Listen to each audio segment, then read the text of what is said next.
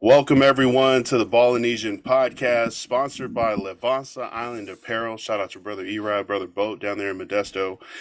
Check them out on Instagram at Levasa or online www.levasaislandapparel.com.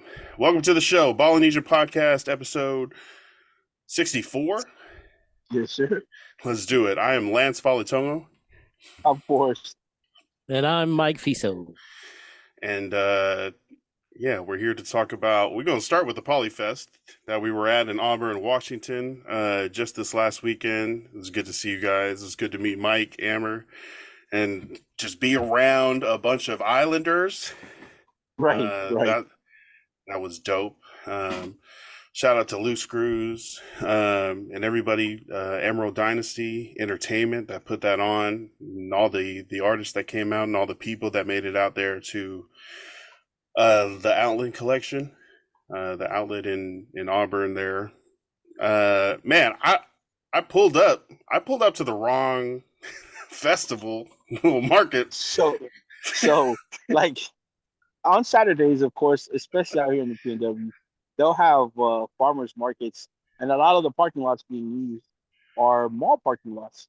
So I mean, on the far end of the mall parking lot was I guess that part of Auburn, they were having a farmers market.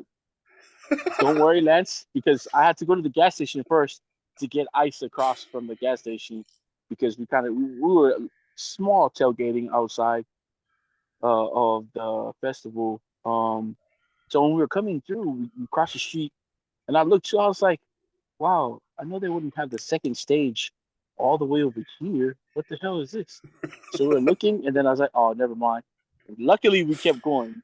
Unfortunately for you, you drove through. I almost got out of the car. I pulled up straight up to this farmer's market, and I was like, you know what? This is a little smaller than I thought this was going to be, but I'm down. Let's get in there. Forrest is already in there snapping pictures. I think he's by that tent in there. There's a big ass Pikachu. There's a bunch of. I thought I saw some Islander. I thought Pikachu. I saw that too. I was like, what the heck?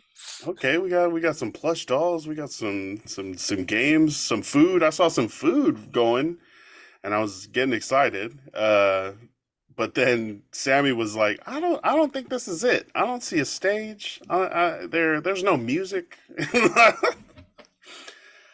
So we turned around and went to the other side of the mall, and we found a lot bigger, huge festival happening.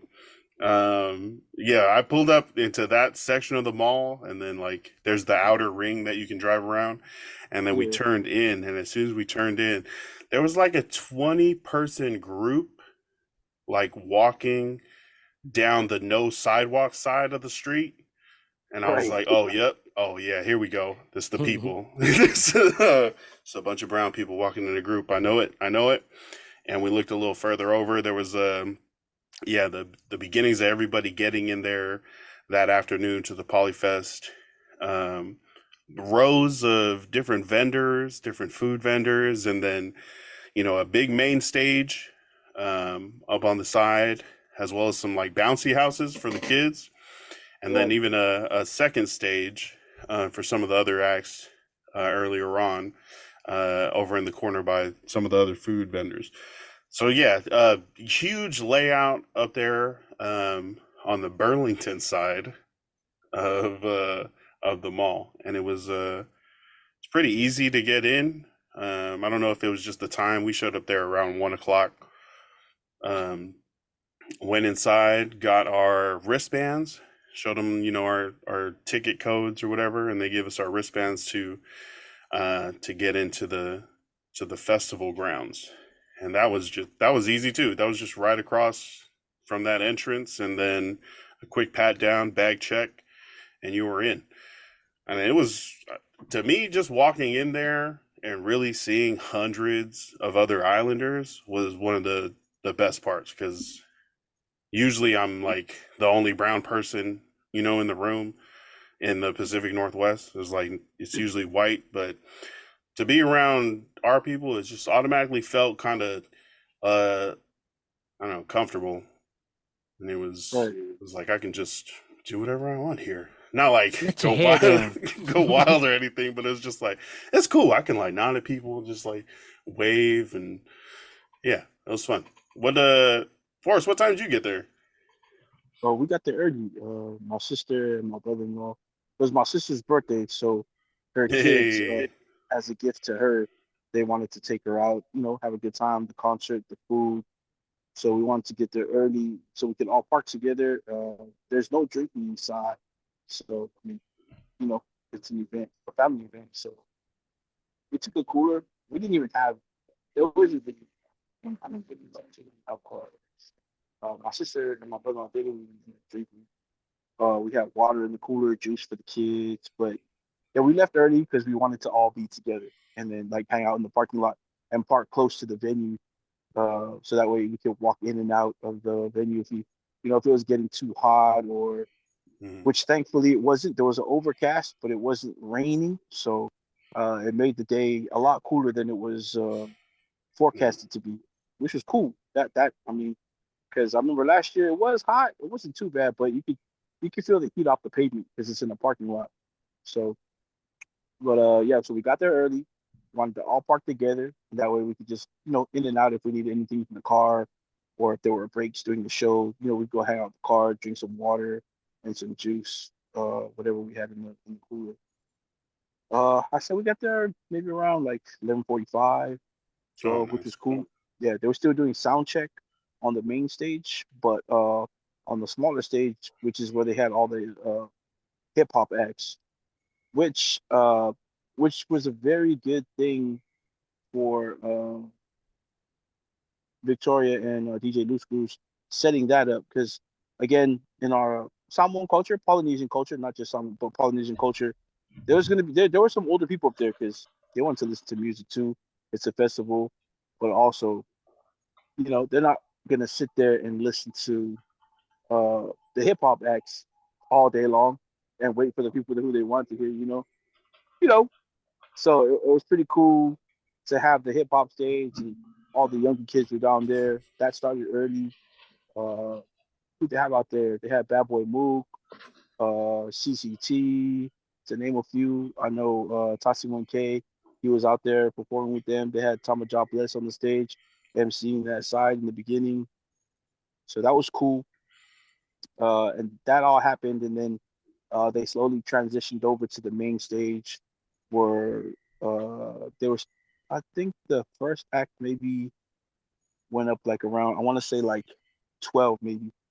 You know, was it a dance group first? They did. They had a dance group go up first.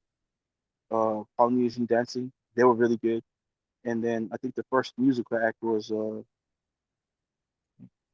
don't know who it was, but it was really good. And once the main stage started having artists on it, people slowly gravitated towards the main stage, and you still yeah, had because the hip hop stage was about to have like the last few artists on it, so it was a good transition between that stage and the main stage.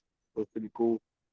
But in the meantime, when there wasn't anybody playing or you weren't at the hip hop stage, uh, they had two rows of vendors. One mostly on the first row where all the food vendors were mostly, a couple of clothing vendors, and then on the other side they had more of the clothing vendors. I know they had a booth there. A guy was doing for children the axe throwing, inflatable axe throwing, and he was selling like what was he selling? He had like the sleeping like when we were younger we called them booties, you know, and they were made from like popular Nike shoes, but they were cheaper like sleeping shoes, I guess oh you could say. yeah, like the walk around the Yeah, house shoes, but they're like yeah, plush Slippers. Jordan Yeah. ones or something. yeah.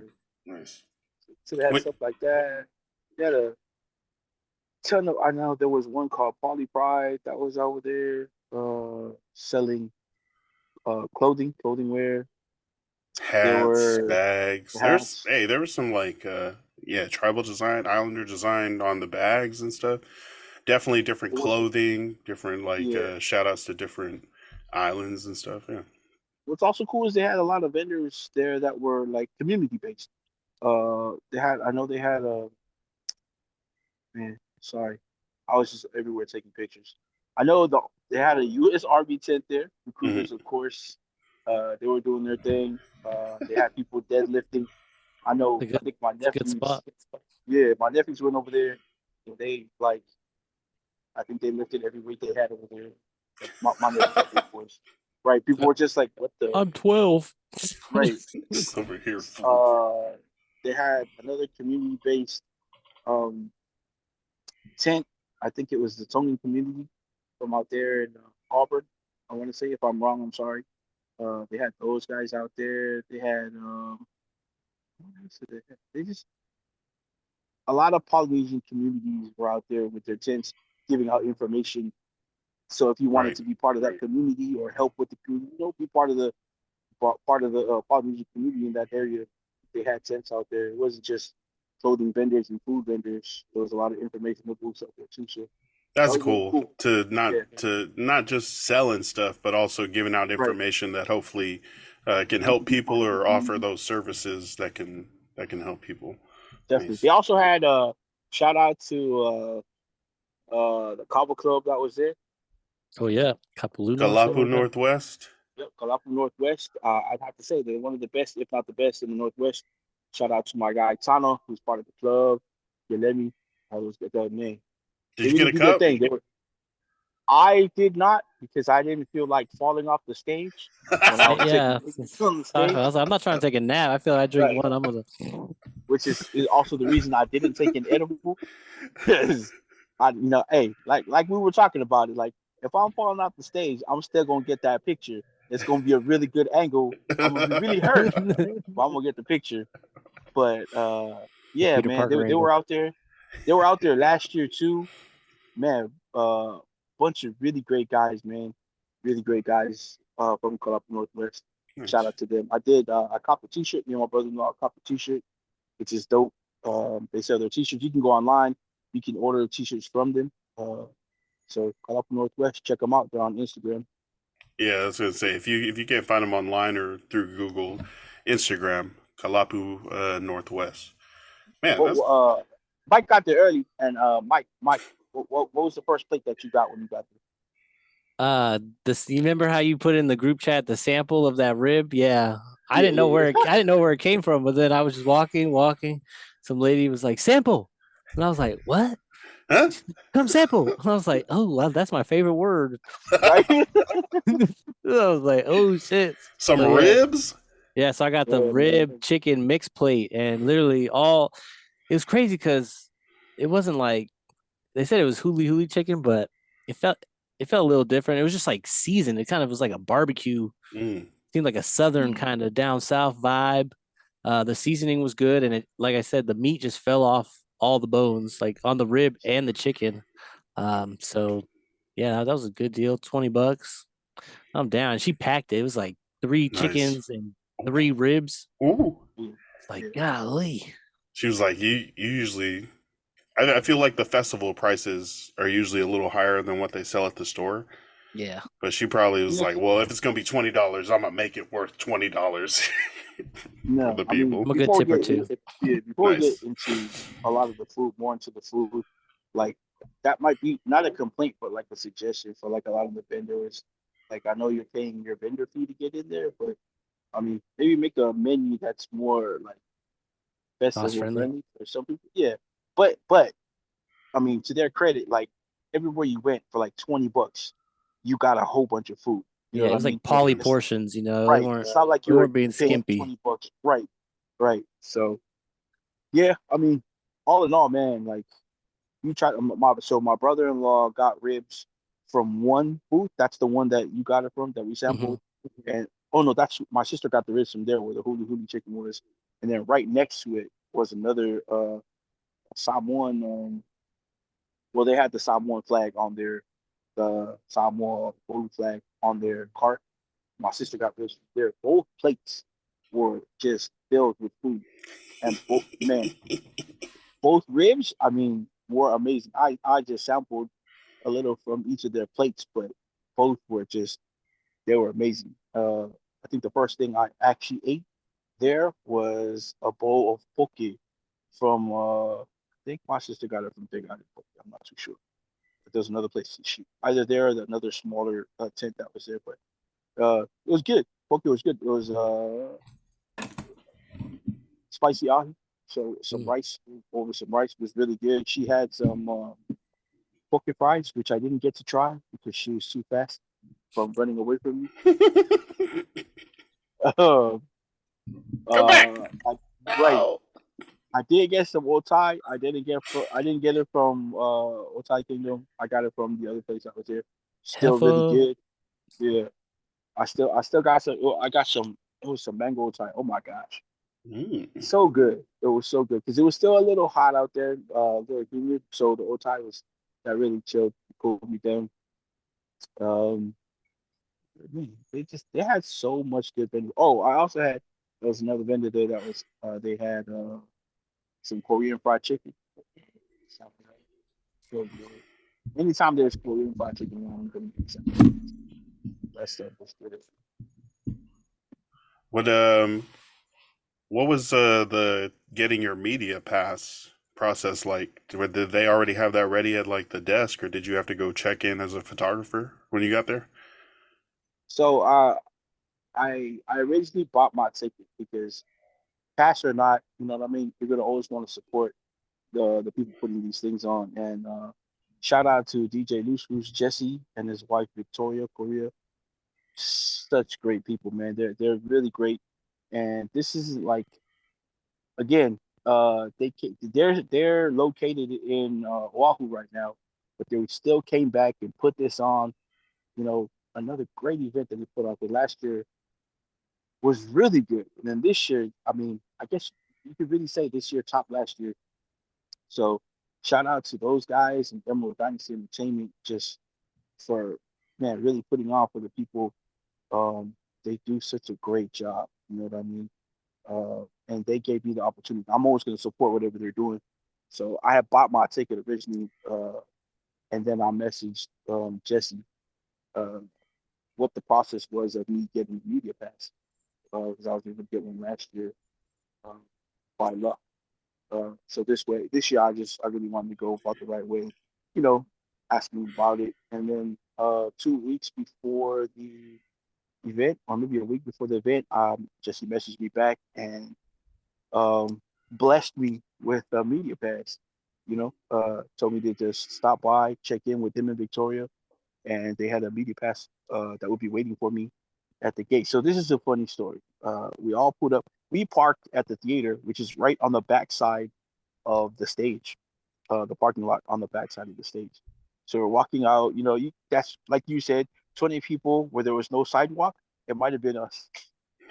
You know what I mean? It might have been us.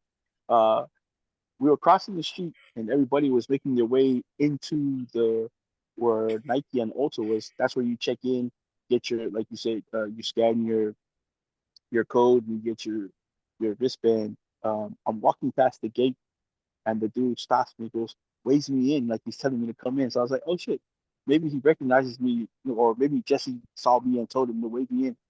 My man goes, hey man, you ready to perform tonight? I was like, who do you think I am? What I was song? What No like, song do you way. yo, think I'm performing?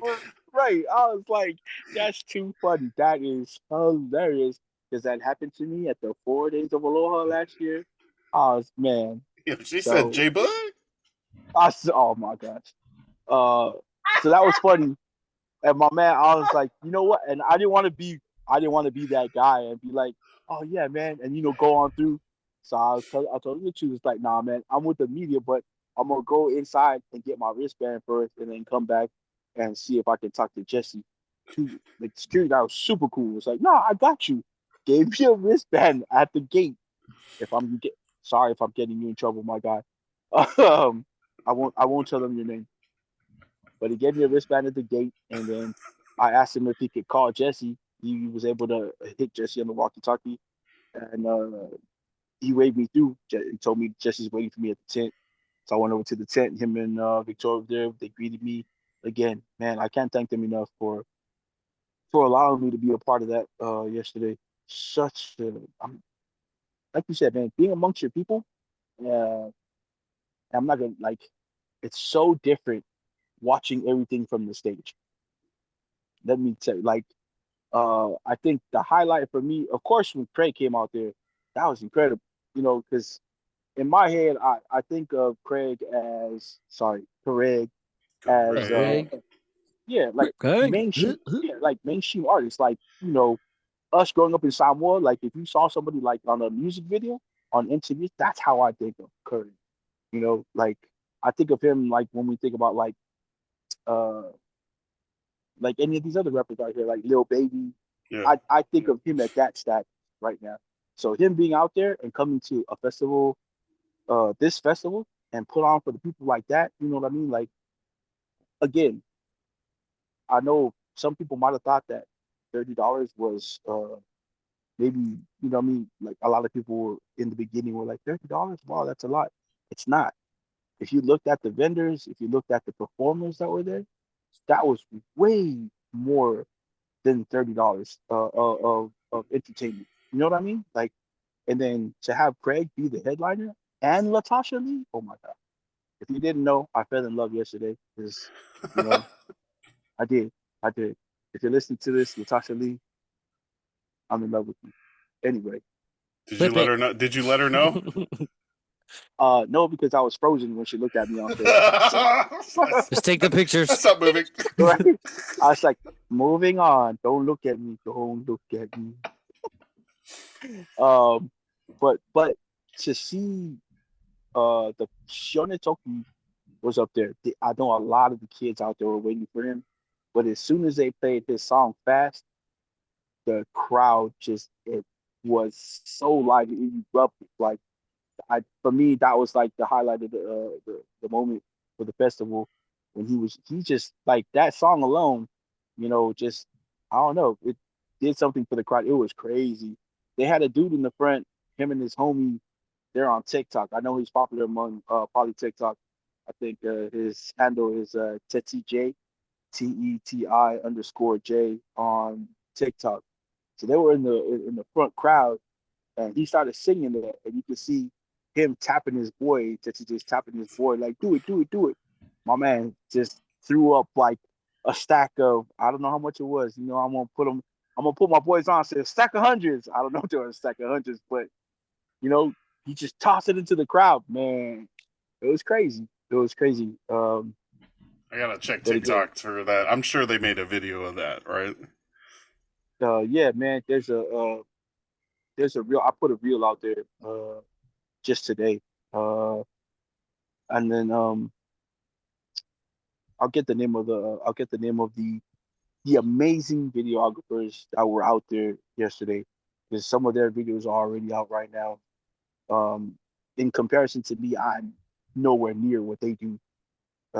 They were amazing. We'll get those names and we'll put them on our IG so everybody can figure out, not figure out, but everybody can see who they are because they did such an amazing job there. All the videographers, photographers that were out there yesterday. But yeah, man. I mean, it's always for me. I'm always going to be like again, growing up on a small island. You come out here, and I'm able to, at my age, still on stage like that. I'm like a 12-year-old kid. When I'm up there, like I'm still in awe. Like even if I'm part of the media, have a media pass and everything, I'm still like one of the young kids in the crowd, just like awestruck almost. Uh, Man, it's such a great feeling though. Again, we also had some of our nephews there with us who they haven't really been exposed to like big crowds of Polynesians. They grew up out here. They live Yeah. in like Boston. So we took them to the festival. They were asking my other nephew here, my sister's son, they're his first cousins. So I guess they've been talking about it all week. And so finally they were like, you know what, we're gonna buy tickets. Is it okay if we come with you? And my sister loves stuff like that. So three of the boys, EJ, Ethan, and Gibson, they came with us. They were a little overwhelmed at first. You know, they've never been around big crowds of Polynesians like that. So we had chairs, and the beginning of the festival, they had to sit down a little bit and take it in a little bit more. But by like, when the performers started to come out, they started mingling with the crowd with my other nieces and nephews. And then by the end of the concert, they were like having like the timings of their lives, and just now they're like, at every Polynesian um, event that goes on, I'm pretty sure they're gonna call my other nieces and nephews and want to go too. So that's and for me, That's the part. The that's memories, the that's family, the right. people. Yeah. And that's why you put on these festivals like this for kids who want to be connected to their culture. They get to go and see people who look like them, and we're all out here in the United States where we're not native to. Yes, we might have been born out here or grew up out here, but uh, still we're from the South Pacific. So to be in a space where people look like you, speak your language, you know, and you don't have to, you're so comfortable there. You finally learn that there's actually people like you out here.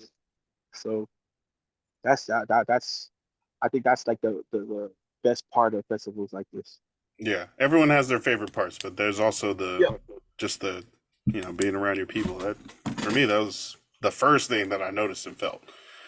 Um, Mike, what would you say your favorite part or booth or, time of the PolyFest this year was?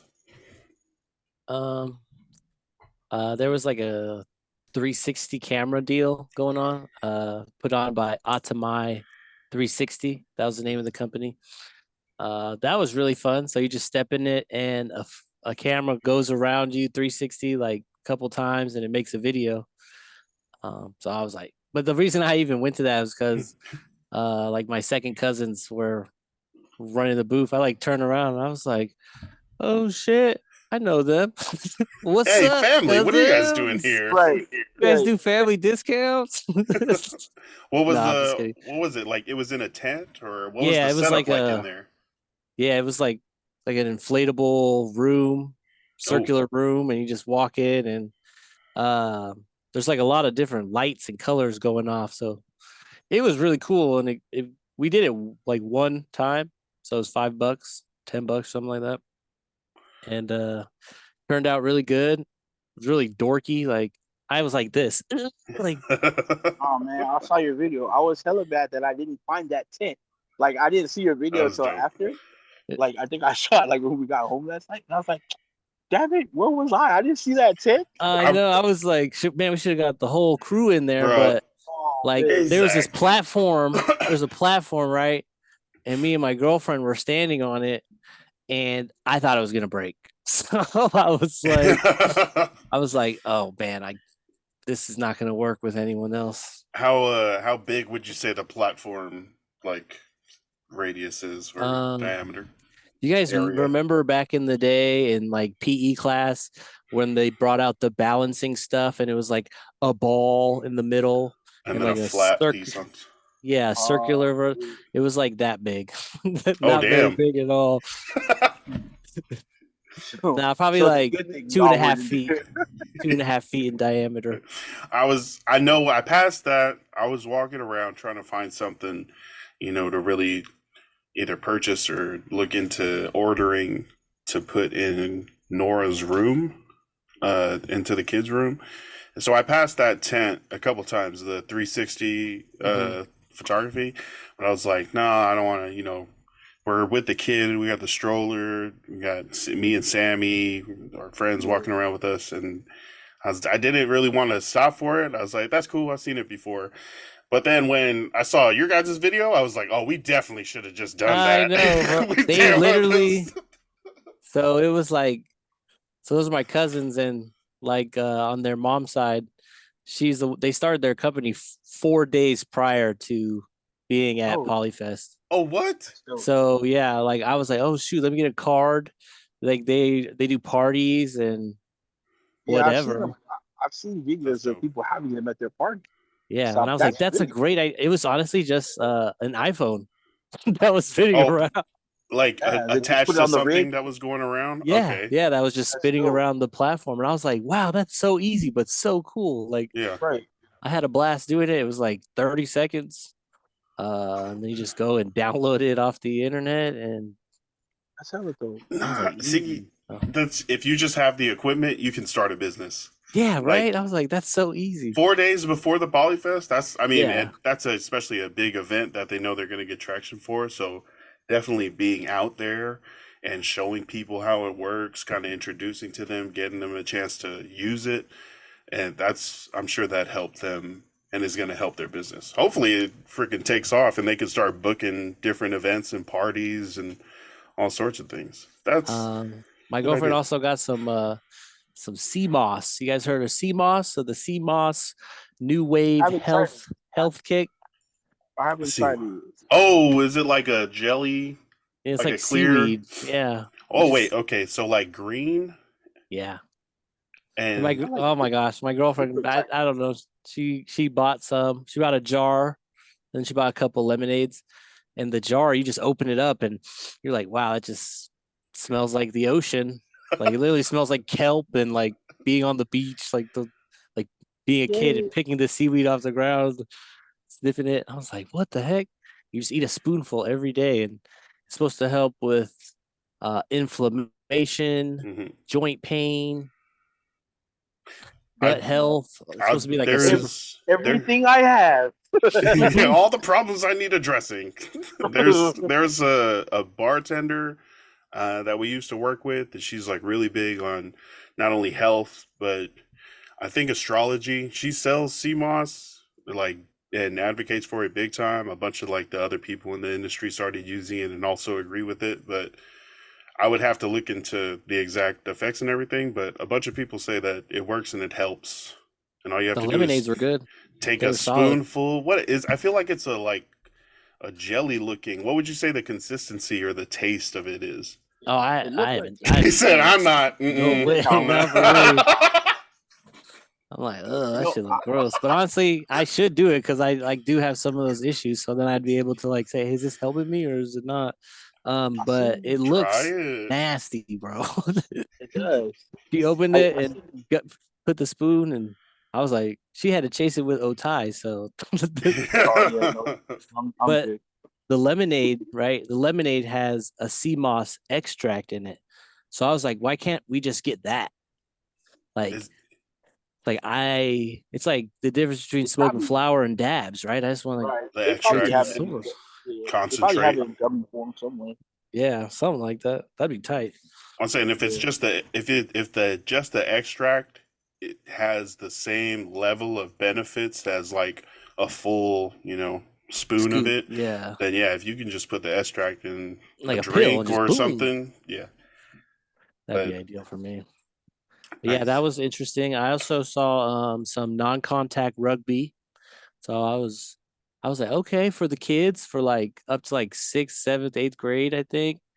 I saw a booth for that. So I mean, I don't have Oh, kids gotcha. or like nieces and nephews in that range right now, but it was cool Still, to that's see. dope. It's cool to Yeah. see. I was like, oh, I wonder how many kids signed up for that. And then like Forrest was saying, the army weightlifting. I was Right. like, that's Smart. freaking brilliant. Right. Hey, a Brilliant. bunch of guys, see who can lift the most. Also, sign I up. mean, we already Sign have up. high recruitment rates from the islands, Yep, so yep. it makes sense to want to come to an event like this. They probably cashed out, honestly. Bro, that's Yeah. every time I like walk past it, I'm like, oh, that's a money maker right there. That's the big time tent right there. It's That's it. like That's how they got you, huh, Lance? that's how, bro. No, they got me because I got married at 21, and Nah, no. they got, but like yeah, I think American Samoa leads the country Yeah. in recruitments per capita. Like Yep. even for such a small island, they're still sending a really big percentage of those people each year. Each semester, each whatever season, whatever the Yeah. all year, Yeah. you got people joining. I remember signing up for that, and then you have to go to like OMV to do the workouts. There's a track like in the middle, right across the street from the reserve center, and like every week you're supposed to go there and train on the weekends to get ready for basic training so that you don't go there as like a 300-pound like can't breathe person, So which they is don't what send I you to did. fat camp. Yo, no, but that's everyone's supposed to go so that when you go to basic training you don't die. Yeah, I did not Basically. go. I did not go to enough trainings at OMV prior to leaving for MEPS and Fort Jackson. And I got there, bro, I remember getting to Hawaii and they were like asking for my paperwork. And then I gave them like a packet that I was given. And they like opened it up and looked at my official uh, practice test. And it had like all these numbers. And I was like, I did not do that many push ups or run that fast or do that many sit ups. This guy just fucking this whole thing he just made up. He's like, yeah, 45 push-ups, 58 sit-ups. He ran a mile in like 7 minutes. I was like, oh shit, bro. Are you telling everybody runs these stats? Fast. I'm on fast track you. Bro, I got in there and they were like, how'd your scores go down? And I was like, because those scores are fake, okay? You got duped. You accepted me without doing the research. And I'm here now. Yeah, that was. Yeah. And now you're stuck with me. Yeah, but I got to basic weighing a lot more than they were told and doing a lot less physical activity than they were told. And I don't know, 13 weeks later, it all worked out. I lost so much weight that my size 8 hat that would like sit on the top of my head came all the way down past my eyes. Like my wedding band would regularly fall off my finger. Like during the last couple of weeks of basic training, I lost so much weight. My like shoe size went down. I was like, oh man, what in the world? I should get like a physical trainer. I should just have somebody make sure I work out all the time. You just shrunk. Bro, that's I'm a transformer. Deflated. They make you put all your stuff in like a storage room, like all your personal effects, because you're just going to be wearing like a uniform and they'll give you all the tools or whatever. But yeah, I remember putting my size 8 hat into like my safety bag and storage and then pulling it out the day after graduating from basic training. And that shit slid all the way down my face and I was like, oh my gosh. Just wow. Just spinning around my head. I was like, God, I had such a fat head. But I look like fabulous now. Yo, from mace to mace, that shit was so. Hey, yo. Yeah, but yeah, you can take your hat size down by doing a bunch of running and sit-ups and all that. In case you didn't know, so we went also to the PolyFest with Nora Jean, who is almost 1.5 years old, in the stroller. Yep.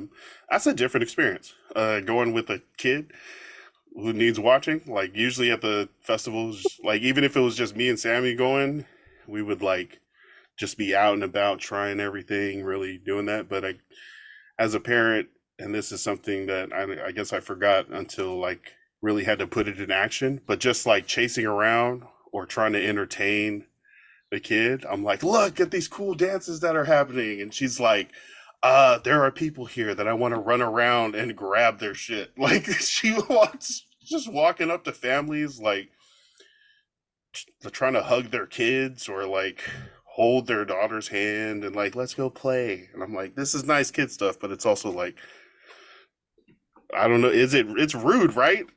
Nah. To go and just grab people's shit. Not for kids. If you did it, then it'd be weird. Right. If you were there grabbing Nora and grabbing their shit, yeah, you're a little weird.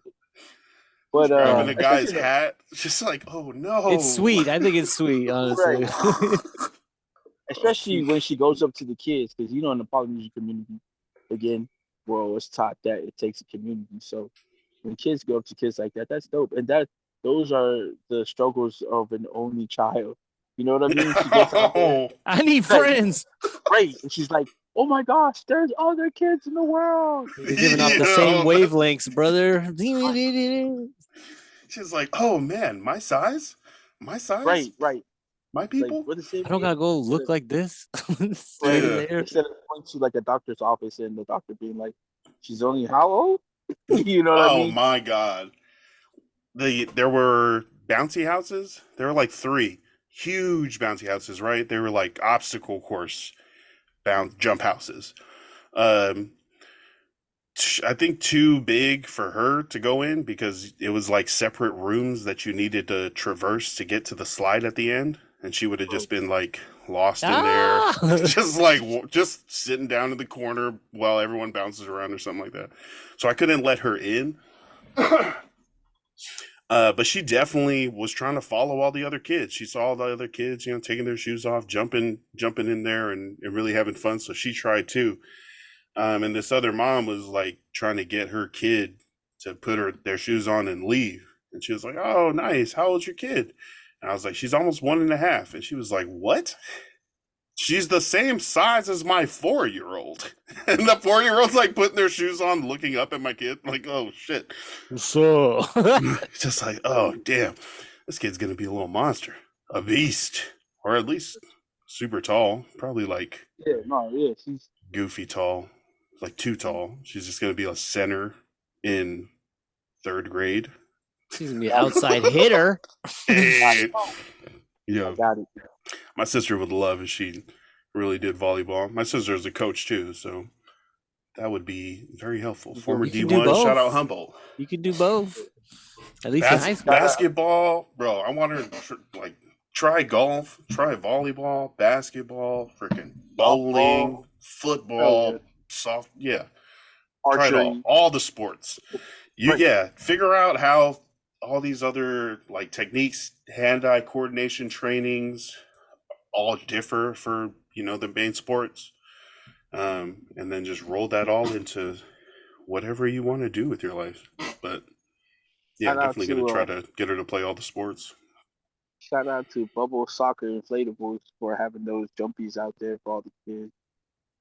Also, good job to the dude who was working them, because I don't know if it had anything to do with the size of the kids or how many kids were in there, but them mugs kept like deflating too fast before like, because you got to give them time to inflate. But like anytime it like reinflated, like it got back to where it's supposed to be, then I'd look back over and it was like half, like, you know what I mean, falling down. I was like, oh no. It's losing air again. Somebody jumped too hard. He's never coming to the PolyFest again. It's like a big ass fight's happening in there. It's just a couple kids jumping around. It's like a huge ass. Shout out to the dude who was working for Bubble Soccer Inflatables. Shout out to the inflatable security. Just telling people to move along. Clear the walkway. This is a fire hazard. Go. Not this spot. Side. Not this spot. Yeah. Shout out to the PolyFest. It was great to see you guys and be with the people. Just like hearing our music, smelling our food and stuff. That was amazing. That was dope. Montgomery, Alabama. There's an altercation that happened. It turned into a brawl. How do we explain this? What happened? There was a pontoon boat that was parked in a big ass, like what would you call a steam liner? No. It was like it was on the dock, and the guy was like, "You need to move your boat so the big boat can come and park." You're in the reserve spot for this really big boat, and it's like one of those, like, I don't know if it's a casino or a hotel on a boat, like one of those big ones. Riverboat gamblers. Riverboat. So this riverboat's trying to dock. They're trying to park where they're supposed to, but there's this personal boat that's sitting there. The security guard is telling the people, "Hey, you got to move this boat. The real one's coming through." They end up fighting the security guard. Now, a couple people from the small boat come over and start wailing on the security guard. It turns into like a 3-on-1, 4-on-1. More people start showing up. But eventually, the security guard gets on his feet. A bunch of other people show up, and then those people get angry and go to the boat people and start beating them up. So you jump the security guard, and then everyone comes and jumps the boat crew. People are filming this. People are getting this from a bunch of different angles. So we do have video from a lot of different angles, and it looks like, to me, these drunk people on this boat, who are all white, tried to jump this black security guard, and then a bunch of black people showed up to back him up, and started smacking the drunk boat people with chairs and like punches, kicks, everything. Non-discriminatory chairs too. It was for That was every man and woman could have gotten a Yeah. chair that oh day. my god, that was It was crazy. That It was a lady. I was telling Sammy lady this got too. Like the white ladies in the boat group either tried to jump in to fight as like a blindside hit or as like a hey, stop hitting my family thing. Right. But that automatically also enters you into the fight. Like when you're in there Yeah. pushing, or if someone That- sees you try to hit someone that is That also qualifies you. That's Royal And- Rumble rules. Everybody knows that. Right. That Yeah. qualifies you for the SmackDown. Immediately I was like, entitlement. You thought just because you were a white lady that no one was going to hit you if you jumped into the fight. And that is, I want to say, very wrong assumption of you to make. Like if you're in there, you're now in there and you need to defend yourself at all times. And if it's going to be a huge battle royale, you need to keep your head on a swivel. People were Right. getting, yeah, everybody on that boat got punched at least a couple times, and some of them a lot more. And I think the drunkest dude, I want to say it was the dad, but I don't know if there were older people there. But the one that was like really throwing haymakers and drunk fighting, and I think caused all of it, he got beat up the most because he was, you know, he was out there. He was getting smacked by the chair. He was getting wrangled by people. I'd say most of the dudes weren't trying to like actively hit the women, but women from the community definitely jumped up and were like, we'll take those ones. And bro, but that chair came up. When that chair came out, I was like, oh, it just got a whole nother level. Even though it was a plastic one, there were shots being taken, and they were throwing like the drunkest dude off of the dock into the boat. Like I was like, there's gonna be like a cutscene where he's really just slamming somebody in. But it was a huge, huge fight, and it went viral. Everyone's got something to say about it. Have you guys seen it? Have you guys watched those videos? Every which If you way. Right. If you haven't seen a clip of it, you have to be living under a rock because it's literally everywhere. I mean, to both sides, you know what I mean? The credit to both sides. They both agreed that the lady that got hit with the chair, that was a little overboard. And both sides agreed to that. I mean, you know, Cop was hesitant though. Cop was like, Both I don't sides- know, man.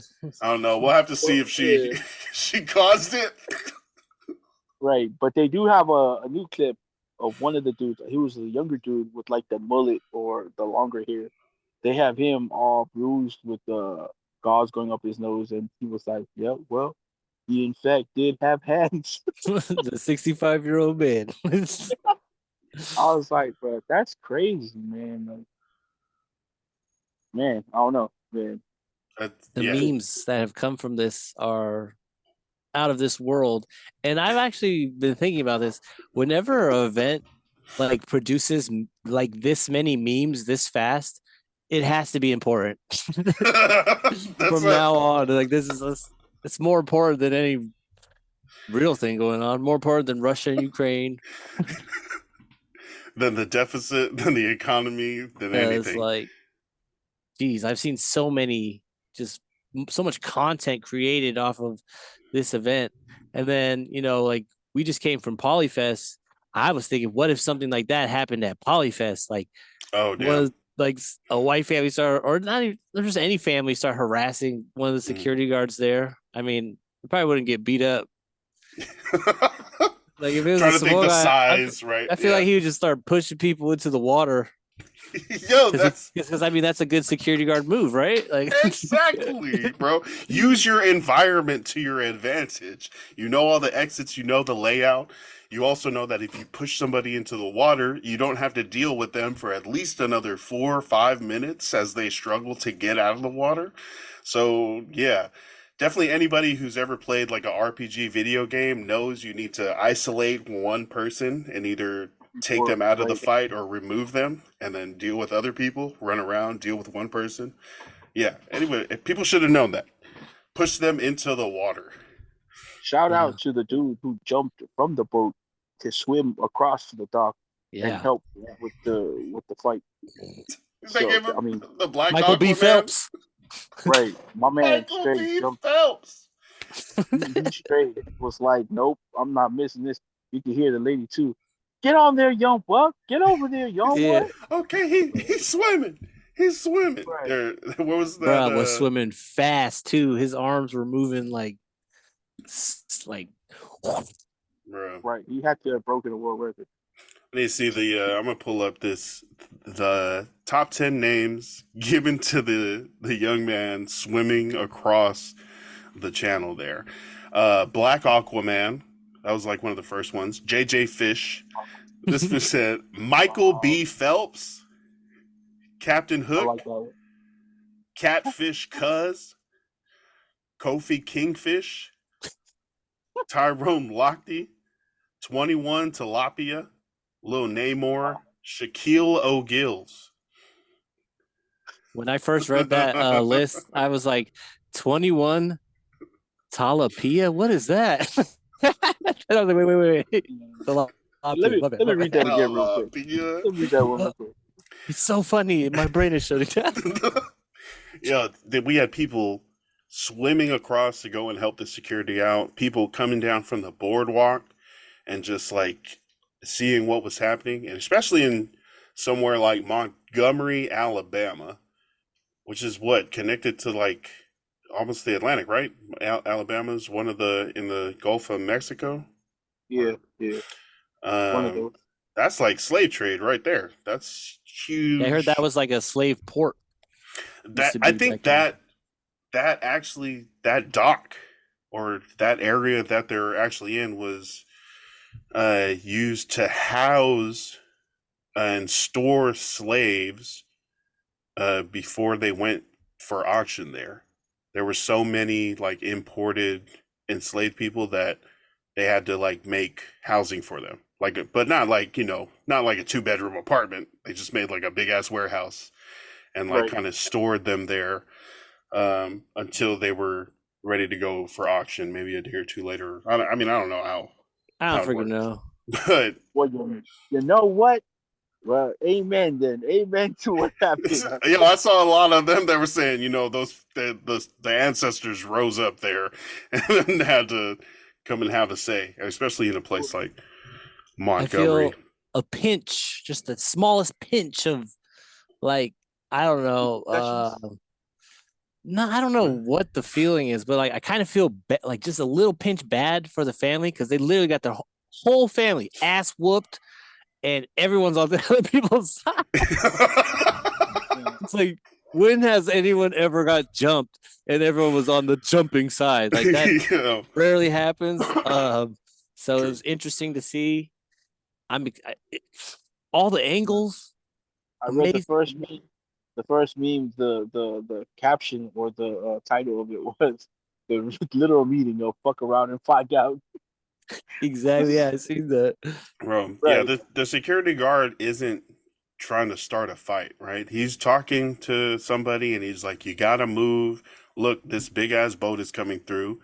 And then all of a sudden, the drunk boat captain guy Yeah, it's trying to strangle. starts fighting, starts shoving him, starts punching him. And then the security guard does something that I thought was fucking funny. He makes a face. That was the best part for me. And then he takes his hat, right? And he's about to turn it backwards into fight mode. But instead, he takes it off and he fucking throws it up into the air. And I have to know what your guys' thoughts are on that and what exactly might have been the reason for that. Because I think that he was trying to use it as a diversion. Like, works out like a okie doke, look up here and throw. But he did not throw fast enough. Like he didn't throw it up and follow it with a punch, which I think is what you're supposed to do if you're trying to use it for a diversion. He threw it up and then kind of got ready. I think that, like I said earlier, I think it's his declaration of, well, okay then, we want to do this. We're gonna do this. He said, it's about "Fuck that it." time, right? He said, "I'm up. Just my job. I don't care no more. I don't care.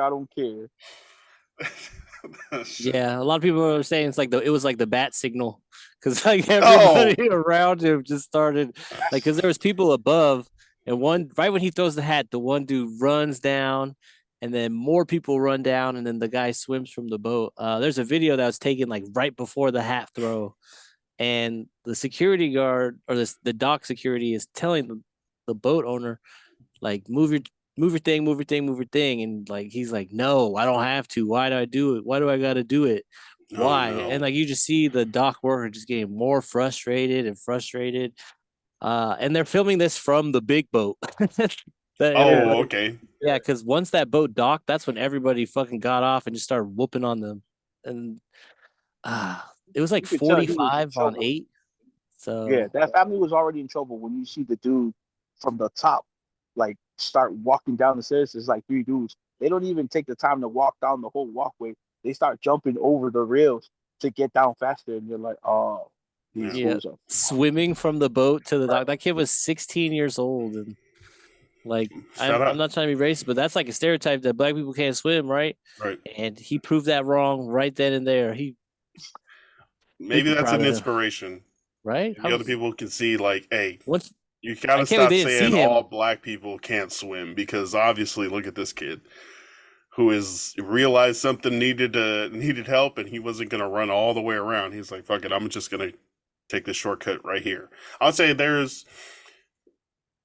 shout out to him, but also there's also a heavy like black versus white component of this, being that the drunk boaters uh, were all white, and the people that were fighting them were almost all black. But I want to point out there and they was were like all a still in Alabama. there was a white kid right off the jump who tried to get in there and stop it, and the boaters, the drunk boater, the dad, starts swinging on him. So there's Right, I he. hope he but wasn't caught in any crossfire. Like, oh, he's with them. Oh yeah, he's like, no, I was trying to help. Also, the first guy in the main video that I watched, um, that the dock worker is talking to and kind of getting frustrated with, before he gets attacked by the dad. It looks like he's in there trying to stand over the security guard for a lot of it. He's not pushing away the people that are punching him, but he's kind of trying to shield him a little bit. Um, I noticed later that he does get fucked up. He gets rocked a lot, even though he tried to stop the fight at the beginning. Yeah. if there's anything to say about the race relations, there's already a recreation that they put out, and it's a whole bunch of black and white people who have a fucking sense of humor. They're all making fun of it So together. good. Bro, the recreation is too funny. That was It's- so good, man. It's just like the So way they did it and like timed it, and everybody came in at the right moments and did right, the right stuff. That was and so soon too. like That yeah, was so exactly. funny. Well, hopefully, whatever happens, I mean, because there were arrests, I mean, hopefully we can get those things figured out, and it's not a problem that lingers, like you say, because there is a strong race thing to it. So hopefully that doesn't trickle out into anything worse than that. Yeah, I don't think I I don't think there's going to be a like a protest or anything for this. I feel like people might think that those people got what they deserved Yeah, already. nobody died, right? Yeah, just got beat up, smacked with the chair. Oh That my god. if that On the lady head. wasn't laying down. He just like gravity do it to her. Just Oh my god, that was so. And then the cop looks at her like, bruh, that was too far. I don't want to arrest you right now because that was fucking hilarious, but you might have gone a little too far there. The cop was standing right there too. He watched it happen. He like, didn't try to right. grab the chair or He nothing. wasn't trying to get hit either.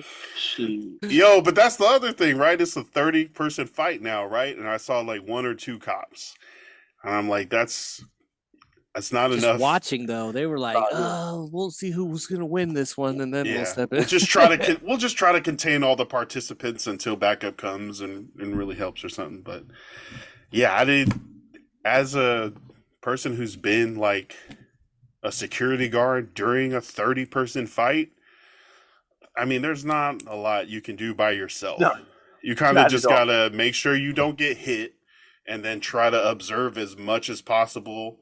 Try to keep people that aren't in the fight from entering the fight or getting hurt from the fight. Right. But yeah, if there's if it's 10-1 as far as like size of the fight versus security guards, I mean, you just kind of pick off at the edge of the battle just who you can, just moving one or two people at a time, trying to work your way to the problem, like confrontation, altercation in the middle. But I think if there's I get one it. person you're gonna stop, it's the dude with the chair from hitting the lady. Yeah, right. Yeah, He hit yeah. 4 people on his way to that Right. lady. He's just Like that's the dude you want to stop. in front of the cops. The cops are just watching him go on a rampage. And then he hit the oldest person there on the ground. They're like, okay, dude, chill, bro. It's like, all right, you got We're everybody. gonna- That's it. We're gonna arrest you, but we'll let you go when no one's looking. Right, he got to live out his WWE fantasy. Bro, every wrestling fan was hype as fuck when he grabbed the chair. It was okay. It was a plastic white folding chair. If it was an aluminum gray chair, people would have lost Concussions. their shit.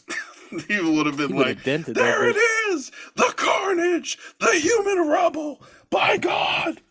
A lot. Like, damn it. Why wasn't the there Dudley anybody boy's with a dad. camera when somebody hit me with one of those chairs? Bro. It was- Yeah, arrests have been made, both sides, right? So anybody that was involved in like violence of it, Yeah. I think almost all of the boat people were arrested or taken into custody, and then a Well, bunch of the Captain Chair for sure, he got arrested. bro. Yeah, so don't get drunk and try to fight people or think you can. I'm trying to, do you think they jump a white security guard telling them to move their boat? Honestly, they might have. I mean, if he's old like that, because that dude was drunk. I'm just saying. I think if he's drunk like that, he's gonna try to fight whoever. But I think Like an if he Andy was- Reid, old, bigger, white, slow guy Right. is just I like, think hey, you gotta move I your think he boat. was quicker. I think he was quicker to act because it was a black dude. But I think, you know, what I mean, a white security guard probably would have got the same resistance. All right, Mike, do you think if they would have given a white security guard the same? Yeah, I do, because at the end of the day, that guy's thinking.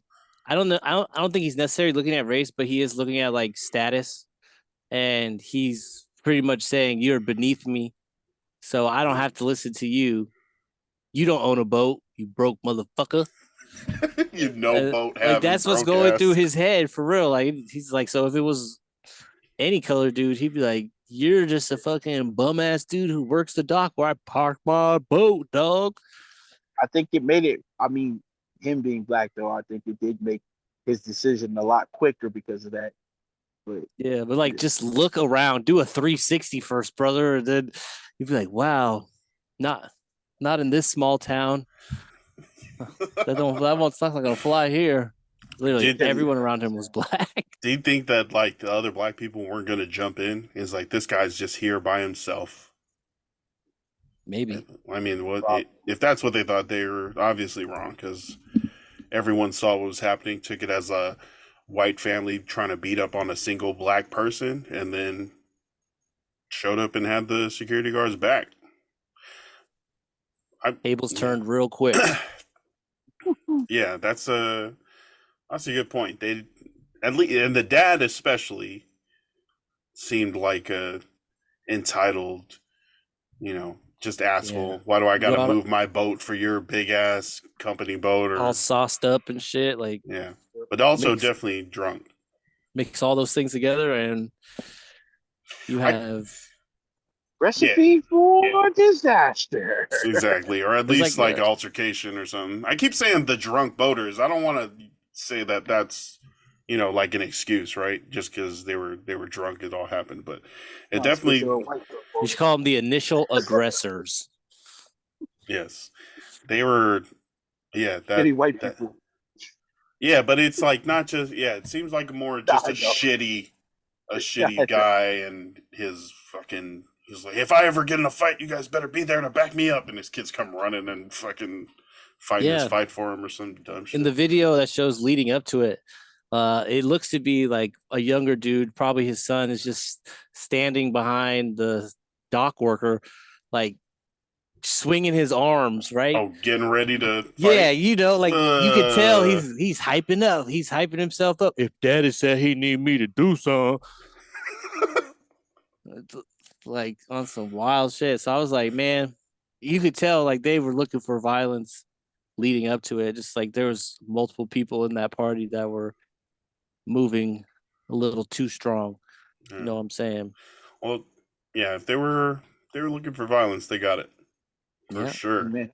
There's a video or there's like a picture of like the dude in the Crocs, and his Crocs are like on his knees. Oh my God. Yeah, they like, slipped all the way up. I don't know if that's what from the this, fuck? but if it is, that is hilarious. No, it's not from that. It's a different one. I was like, I know what you're why talking is it about. all the way up his shin?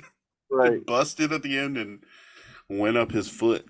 Yeah, don't if you are a boat owning person that's listening to this, don't feel like you're above us non-boat owners.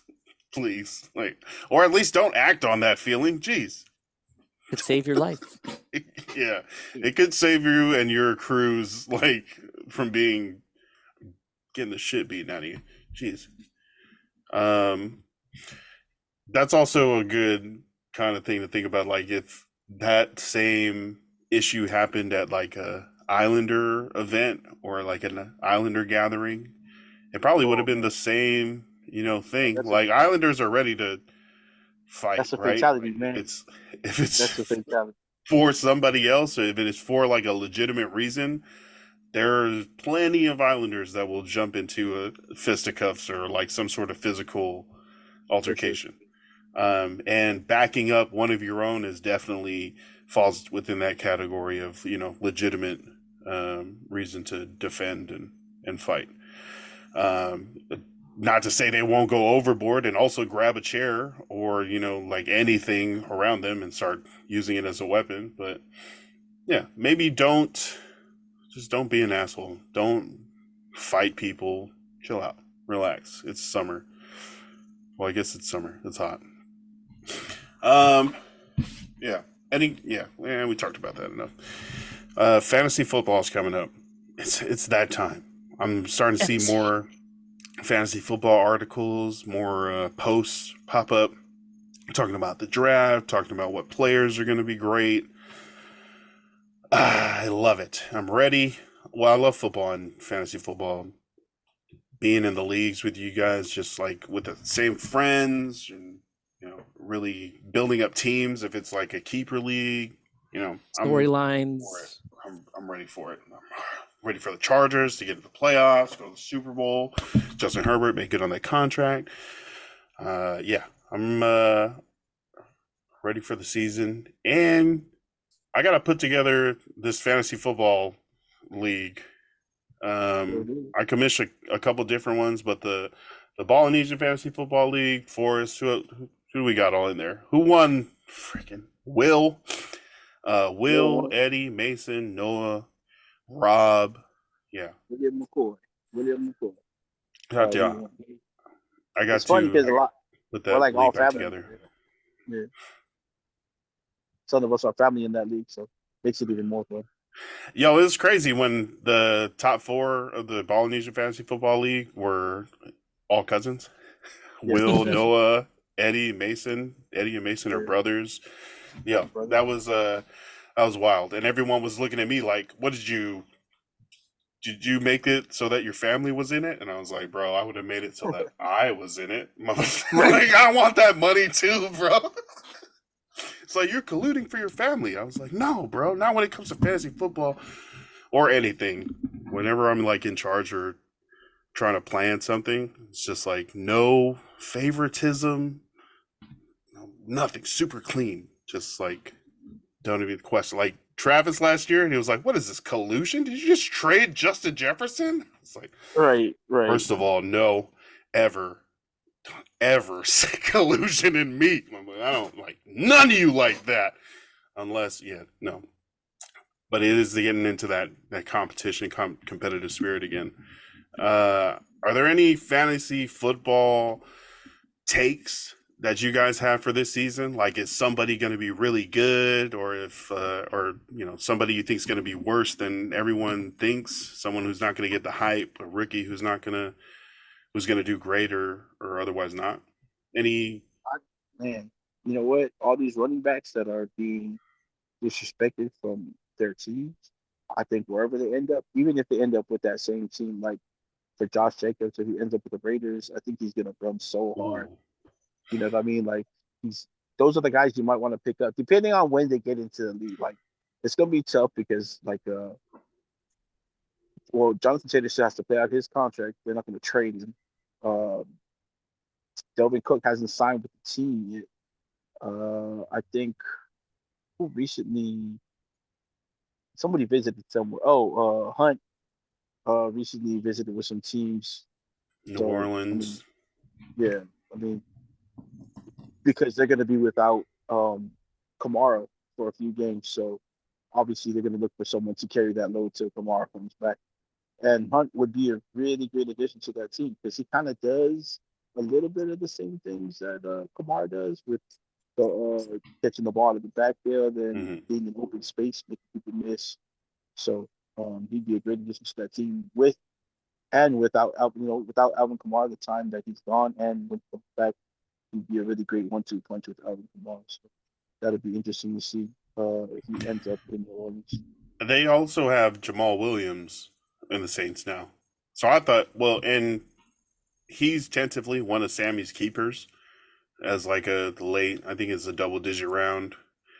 Right. But with Alvin Kamara getting suspended for 3 games, this was before he officially got suspended. She was talking about who she was going to keep, and I was like, well, if he does miss some time, you're probably going to have Jamal Williams as the starter. I don't know if that's enough to make him, your one keeper this year because we're only going to have one keeper. Um, but that might be the value play. But now if like Kareem Hunt comes in Yeah, and just I think jumps right in front of Jamal Williams or plays 50-50 I with don't think he Jamal would. Williams, I think Kareem Hunt I would think back up Jamal. he Yeah, shared legit because he backup. shared time. I know DeAndre Swift missed a lot of time with injuries, but when DeAndre Swift was healthy, they split time. It wasn't like Yeah. Jamal Williams; it was like a full time starter all the time. So, and He just got the I think money runs, those like close to right, the goal line. yeah, he got all the short yardage goal line runs. So he like every time you looked up, he had like maybe 2 touchdowns in the game, and you're like, damn, but he only had like 50 yards. But the So two he had touchdowns, 3 carries, 2 right, touchdowns. 3 carries, 2 touchdowns. But again, I mean that's still value because if he's at the goal line, and if that's what they picked him up for, that's his value. Obviously, they're going to use him in those short yardage situations. But like so I think the running backs that have been having problems with the teams that they're on right now, I think those would be good guys to watch. Because it could go either way. I mean, they could be disgruntled and not run the ball like they're supposed to, or they could just go off because they're gonna prove to you that they're worth their value. And then if they don't stay with you after this year, that just sets them up for hopefully.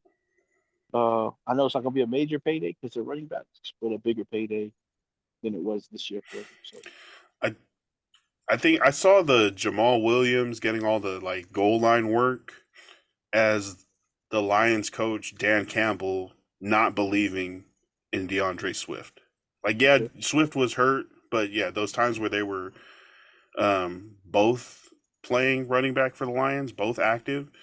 yeah. DeAndre Swift might have gotten them inside the 10 or to the 5, but Jamal Williams was always. Dan Campbell was like, "Get in there, DeAndre's a bitch. You're the one that needs to push us into the end zone." Like he was Go run the more tape. He bite the sucks in the knees. fucking red zone. DeAndre Swift is doo doo. And now, and neither of those guys are with the Lions now, right? Jamal Williams left and joined the Saints. DeAndre Swift got traded or He went to to the the Eagles, right? Eagles, where he's going to be, playing with Rashad Penny, Kenneth Gainwell. Um, Boston Scott. but yeah, that made me think DeAndre Swift was not the guy, or at least definitely not seen as the guy. And they took him with like an early pick. recently. He did. I mean, he had his moments. He had some runs. Of course, he was unhealthy, but like you said, maybe he's not a short yardage back or a goal line back, but uh, he definitely has some speed on him. He's a little shifty, so you just got to be in the right situation. He's not. I don't think he's a 3 down back, but he's definitely one of those guys that you put on the field and you expect like some kind of impact play when he gets out there because he's got that kind of explosiveness and Yeah, athleticism. I was gonna say not necessarily top end speed, but explosive in tight Right. spaces. Short, short. Yeah. So, and I think that's what Detroit went out and did. They got because they were expecting DeAndre Swift to be that for them, and he wasn't to what they wanted him to be. So they went out and got Jamar Gibbs, Mhm. who's super explosive, uh, super fast, can catch the ball in the backfield. He's on the smaller side, but he'll make you miss. So I think a lot of controversy with they took him with their first round pick, which was what number did they pick at? They picked him It was really like early, 10 or 12 or something. something like that. And I so a think lot they of wanted controversy Bijan. I think they wanted Bijan Robinson, but he got taken by the with Falcons at like Falcons. 8 or So something. they took Jameer Gibbs. Yeah. Yeah, they took Gibbs. So I think, but Gibbs, despite the controversy with taking him early, I think he's going to be really good for Detroit because I think that's what the type of runner he is and the way he catches the ball at the backfield. I think he's better suited for Detroit's offense right now. So it'll be interesting to see. I loved him at Alabama.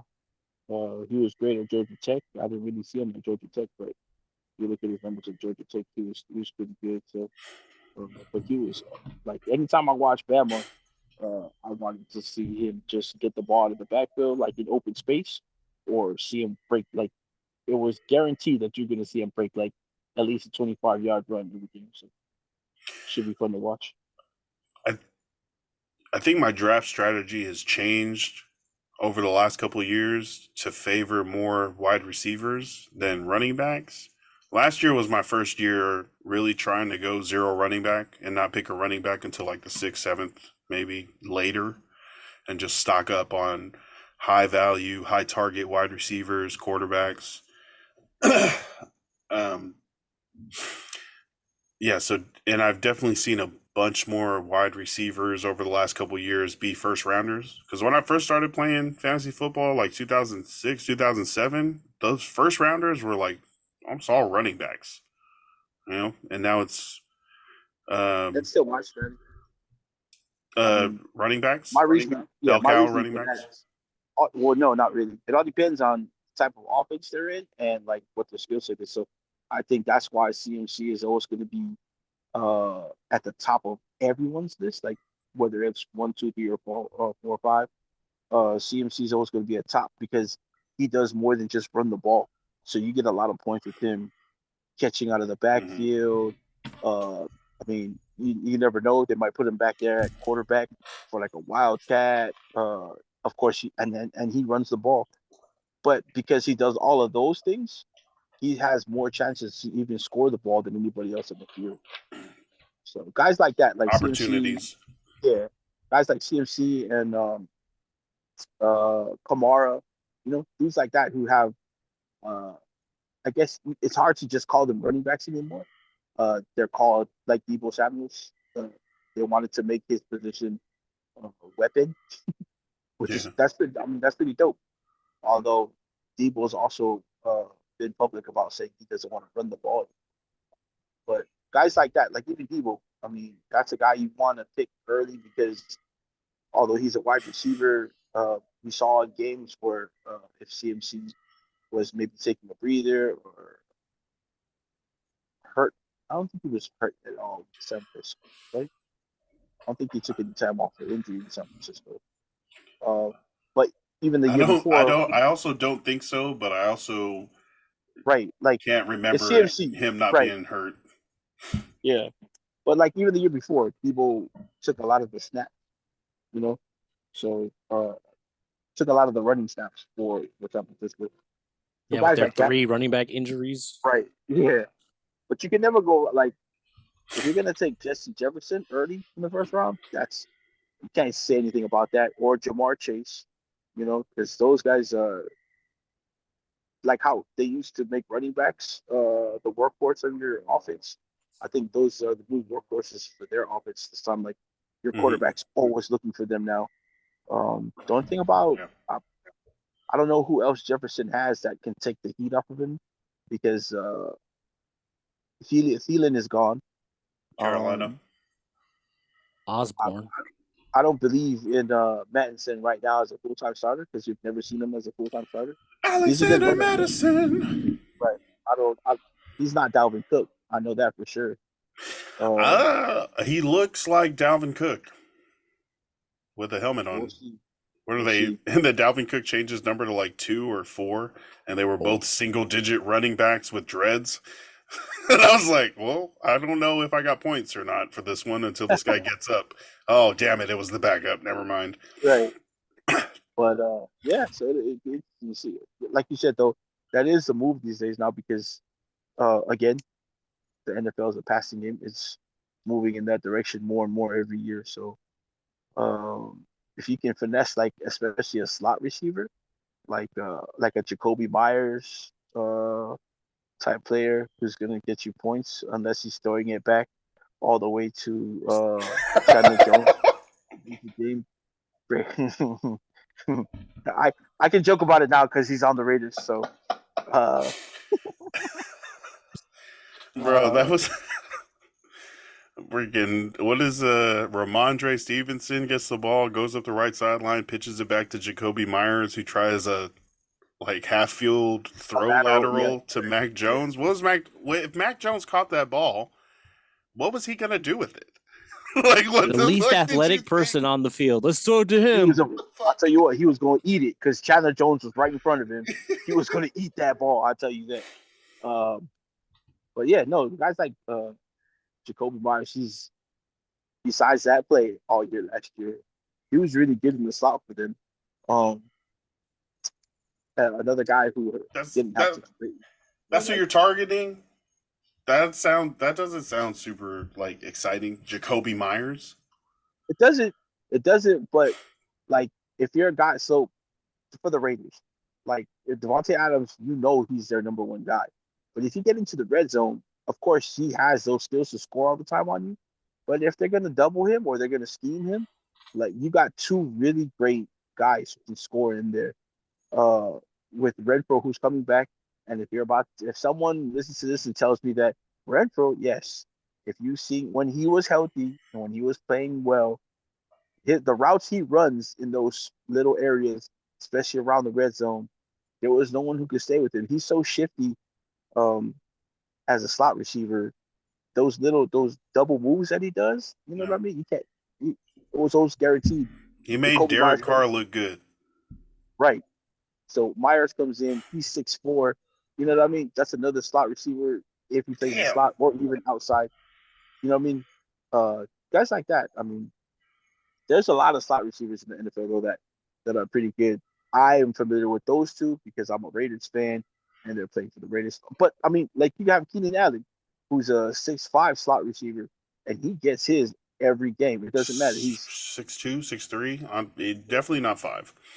Mike Evans, though, that's more like 6'5". if they do Um, move Mike Evans to the slot, another guy who you know what I mean. Those positions, like it's gonna be fun to watch. DJ Shark is back. You know what I mean? DJ Shark is back. He's out in Carolina. So hey, he was pretty good for when he wasn't hurt for the Jacksonville. Jaguars. Yeah, yeah. These are names that if you can get them late, they can be right. really good Late value night. that builds you up like a really good bench that's able to Yeah. respond if anything happens to your starters. Don't downplay your bench, guys. Your bench can help you win games. You definitely need a bench. I wouldn't be taking like Jacoby in like the first or second, round, but that's definitely No, part of the yeah, fantasy football is knowing, where everyone's going to go, who your league wants. I think the first rule of fantasy football is know the rules because every league kind of has different tweaks and rules and how they do stuff, and that all affects how you draft your team, how you play your team, how you pick up new people, how you need to the due dates for setting a roster, you know. all that matters. Definitely know your rules. But the second one is volume is king. Like if a person is getting 20 touches a game, chances are they're going to outproduce someone that's only getting the ball 4 or 5 times. Because they're Right. getting more opportunities. And if they are a person of that skill set of Christian McCaffrey that's getting 20 plus touches, then they can turn those opportunities into consistent production that you can count on. So definitely trying to find those people that are going to get the ball. Christian McCaffrey, Justin Jefferson, Jamar Chase, your starting running backs, Austin Travis Kelce. Eckler, Travis Kelsey's the wide receiver one, basically in Kansas City. Those the people that are going to get the ball a lot and have those opportunities to produce are the ones you want to go for, early. Mike, do you have any fantasy football notes or stances that you're going to be taking this year? Man, well, my big money league, it's a dynasty league, so we each get 3 players. So there's 10 of us. So pretty much the top 30 players are off the board. That's Um, tough. That's tough. So really, you're looking for the guys that Forrest was talking about, like that. Fill your holes, Those, yeah. yeah, the second guy that's gonna get the ball. Also, since it's a dynasty league, I'll be taking a look. I'm trying to get like a solid rookie, or like try to go after the who I think will be the best rookie this year, so I can keep them on my team, but still go after them for like a lower price, so I don't have to pay a heavy fine for keeping them. I really like Anthony Richardson. I'm hearing a lot of good things from camp about him. He can run, he can pass. He does have a couple targets that he has on his team. Michael Pittman, um, some white dude. I forgot what his name was. But Alex Pierce. yeah, that's his name. And yeah, so I like him. I'm kind of on the fence about Bijan Robinson. He will be the highest paid running back this year in the NFL as a rookie. Oh, Uh, what? yeah, making 13 mil, and no I one else think is making the. Oh, because he was a top 8 pick. Okay. yeah, he's a top 8 pick. I think he might be getting more carries because I think they're looking to cut Patterson. Cordell Oh Patterson? yeah, I think they're looking to cut Ooh. him before the season starts. So because they're loaded, they were the top rushing team in the league last year. So they still have Tyler Algier. Shout out to him, the Poly boy. Yeah. They have him. They have Robinson. So I mean, keeping Cordell Patterson would be like a luxury, I think, for them. yeah. So, Just go return kicks or something, dog. right. So That guy's wide receiver playing running back, but they have him as a yeah, running back. Like he thinks of himself as a running back. he just Well, he runs so hard. Yeah. He's just a Well, football I think player. he switched. Yeah, pretty weapon. yeah, He's a weapon. weapon. And then returning kicks like that. Yeah, that's great. But yeah, Yeah. definitely not a prototypical running back or the No, size. it's Probably doesn't no. isn't able to handle the consistent workload. But then you got Yeah, these young bulls that are, ready to take the ball and just battering ram their way forward. I'm not sure if Bijan Robinson has like more, agility and escapability, or if he's just like a straight line runner like Derrick Henry. That's like, well, you No, can't he's take me shifty. down, so I'm gonna go. So, but He's yeah, I also shifty. heard that he catches, right? So, yeah. Yep. I mean, but the Falcons' offense this year really depends on Desmond Ritter. You got some of the best talent at your skill positions in Bijan Robinson, Kyle Pitts was a first round tight end, Drake Drake London. London, first round wide receiver. Yeah, again, Bijan Robinson, top 8 pick. The These are the guys that should make a mediocre quarterback look good. So we're gonna see that in his first full season. I think this is his second season. Desmond Ritter, after backing up Marcus Mariota last year. So we're gonna see if he's got it and he's able to really, float these weapons instead of, I don't know. Kyle Pitts was terrible the last 2 years. Drake London, not, just not, I don't think getting that much volume, that much work. So He's not they've getting been the ball. disappointing. They've definitely been disappointing, but, we've also seen their, some of their highlight plays and the talent they have. So the potential's there. You just got to For sure. get them the ball. I think like the rookies you talk about rookies.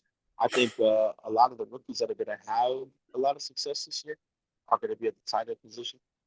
Yeah. Laporta, uh, Musgrave, Kincaid. yeah, Musgrave, yeah, that's Kincaid, and then Myers, because Cowboys one. they're all going to get a chance to play. So I think Michael Mayer might actually start. Kincaid has a chance to start. Uh, Laporta was drafted so high. There's no way he's not starting some part of the season. So Yeah. it's going to be interesting. I think the tight ends, if you're drafting a rookie and maybe late, like to stash, I think a rookie tight end would be good to draft and stash. Also, side note, forgot to say we're canceling Ian Rappaport because he's anti-poly. So Whoa. Sorry.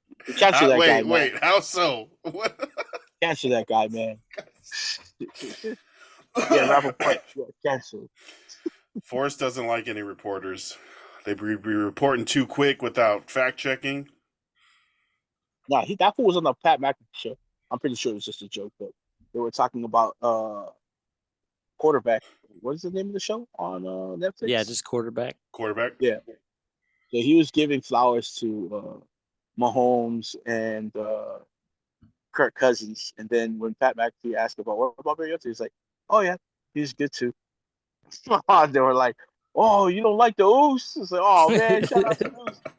He's like, "Yeah." I was like, "Oh man." And then McAfee was like, "Yeah, you were in Hawaii, and I remember you texted me. I need to get off this island. So you really don't rock with the Pacific Islanders?" He's like, "No, it was great. I love it. Shout out to Giovanni Shrimp Truck. That's the most what do you call it again? Touristy place ever. This fool gonna shout out. No slight to Giovanni's because they serve good food, but I mean, you can't even eat there if you're not a tourist because it's so crowded. Because if you're local, you ain't trying to wait. That was the one place you can name. It points out how much of a tourist you are, Ian Rappaport. Your rap sheet on Instagram or Twitter. Before we get to shout outs, this is a no shout out for Ian Rappaport. Man, more teams are leaving the Pac-12. So not only is USC, UCLA, Oregon, and Washington going to the Big Ten, but joining the Colorado Buffaloes in the Big 12 are now Utah and both Arizona and Arizona State. There are 4 teams remaining committed to the Pac-12 for now. And they are Oregon State, Washington State, Stanford, and Cal. So right now it's just the Pac-4. What the heck? This thing is disintegrating in front of our faces right now. What can the PAC conference, I don't even want to put a number at the end, what can the Pacific Athletic Conference do to stay alive? First off, there's a new it's a really awkward request by the president of the PAC conference. He asked, I don't know if it was the Big 12 or the Big 10, but he asked if they were willing to take every other team except for Oregon State and Washington State. What? Yeah. So maybe Stanford and Cal are looking to move. I don't know. They look pretty good in the academic wise, because those two. Anytime I think of Stanford and Cal, I think they're the Ivy League of the West Coast. So I think they might be pretty well suited in the Big Ten. I don't know. I agree with Stanford being Ivy League West Coast, not Cal. Hey, man, I don't know Cal like that. Hey man, some of the smartest people I know with the Cal. The Bears. But go ahead, Mike. Oh, I was gonna say I've heard that Washington State and Oregon State might join the Mountain West while Stanford and Cal compete as independents, kind of like Notre Dame. I think that would work for them. I think that would work. Or like Wazoo, OSU, and Cal join Mountain West while Stanford stays independent. Independent. But yeah, it's kind of sad, right? Like this division's been around for 100+ years. I thought we were the Conference of Champions. I grew up watching the Pac-10, man. I know. Arizona basketball, the USC football. So many great people came out of those schools. That's crazy to think that they won't have the conference again. I mean, I told you guys the Big East went through it too, and they were like a really prominent conference for basketball. And the Big East, they were disbanded for a few years, and then now they're back though. So I mean that Did could happen for the Pac-12. did the Big East, when they came back, did they get some of their old teams back, or was it all like new teams that created the new Big East? I think they got St. John's back, and then uh,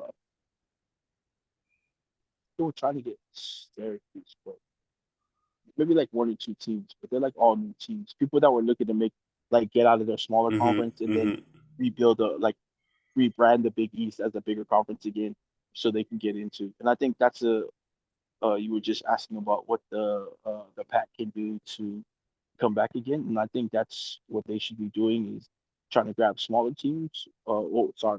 Trying to grab better teams that are in smaller conferences that have been looking to get out, and then rebrand that conference with these teams from Ooh. smaller conferences. North So Dakota State?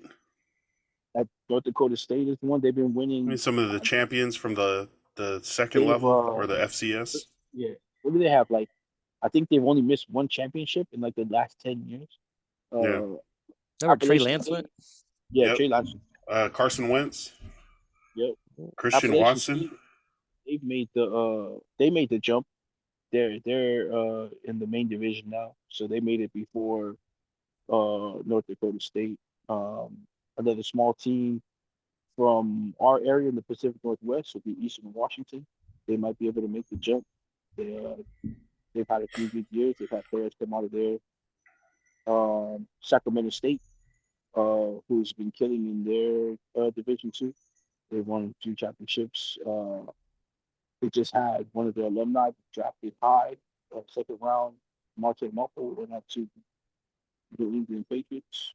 So there's a lot of these teams that are smaller conferences, but also you can go into like the Mountain West and grab Boise State, who's always been um, in the mix, like Yeah. in the top 25, you know, uh, teams like that. If you want to go stay on the West Coast, the farthest west you can go is Hawaii. You know, you can grab Hawaii. Um, they've been to a playoff before. They played Bama, although they were beaten pretty good by Bama when they went. They do have the resume to get better and be part of that new pack. Um, Northern Arizona might be another team in the lower division. Oh, So Northern Arizona. Northern Arizona, they've had some pretty good. And again, you can always go poach from other conferences, kind of like how the Big Ten and the Big 12 are doing. Like we discussed earlier, Kentucky, who's in these last like 5 years, have really turned into. They've always been known as the basketball school, but they've been doing pretty good on the football field. So Kentucky could be a team looking to make their own name and get out of that the Big 12 and join another conference, make a name for themselves in a new conference, not be in the shadow of those teams that are already in the shadow of them. I like the idea of bringing in the top teams from these other conferences. Well, not like FBS, but the Mountain West or WAC or even ACC, Big East. Do whatever you Right. got to do to get people in the seats. The money, right? It's all about the money. That's what Deion Sanders said when they told him about like the rest of the teams leaving to the Big 12, and he was like, "Yeah, it's all about money. These places are trying to get a bag, and you guys are like." It's bad for the players to do the same thing, but even these schools that were talking shit about us joining the Big 12 are now the same ones jumping ship with us. So it's definitely it's gonna be weird to not have our conference. So, but Definitely. it's Rest They got in like definitely a peace. it's something that's happening. It's definitely happening. The steps are being taken right in front of us that are breaking down, stripping away, and We got uh, one more season. yeah. yeah. Well, Enjoy it, boys. so USC and UCLA are gone this year. They're in the pack. They're in the Big Yeah, Ten, they already got their badges. They're the Big Ten, and then everybody else is pretty much coming next year or the year after, or into the Big 2020. Ten or the Big 12. Yeah. Yeah, R.I.P.